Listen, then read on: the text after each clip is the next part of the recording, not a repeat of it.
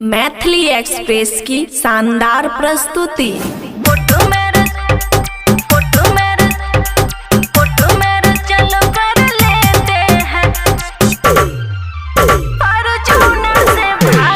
DJ Sumit Satish रईमा।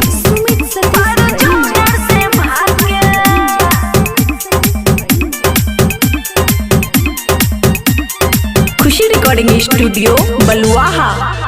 Hello बाबू हमर छे तू कहाँ सुतल, यादों में नहीं तू पी है रे रम के बोतल, रम के बोतल, रम के बोतल। हेलो बाबू हमर छे तू कहाँ सुतल, यादों में नहीं तू पी है रे रम के बोतल।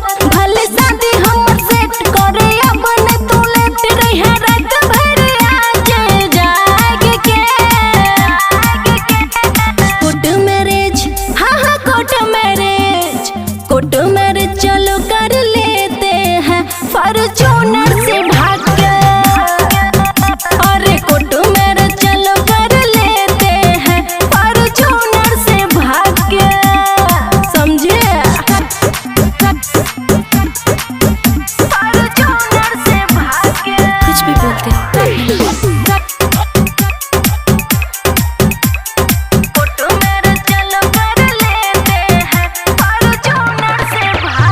डीजे सुमित सतीश रईमा। सुमित सतीश रईमा।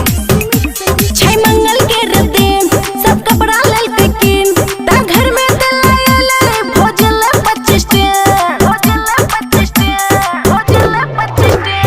छै मंगल के दिन सब कपड़ा लेल के किन, ता घर में दलायल भोजल 25 दिन। फूल करली है सोने गाड़ी डीजल, नेते चले पर तो रास्ता में बहुते पैदल। कर ले ओके सबसे बात हमें छियो तोरे साथ, प्यार मिले छे रे दिल से लाग के।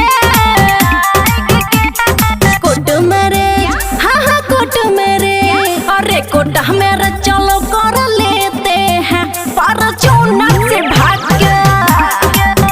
हाँ कोर्ट मैरिज चलो कर लेते हैं फॉर्च्यूनर से भाग के। डीजे सुमित सतीश रईमा। सुमित सतीश रईमा। सुमित सतीश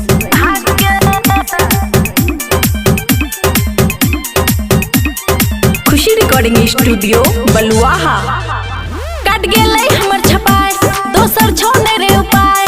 ता पंडित जी देलक तीनों भी बताए, तीनों भी बताए, तीनों भी बताए। कट गेलै हमर छपाई, दोसर छोने रे उपाय। ता पंडित जी देलक तीनों भी बताए।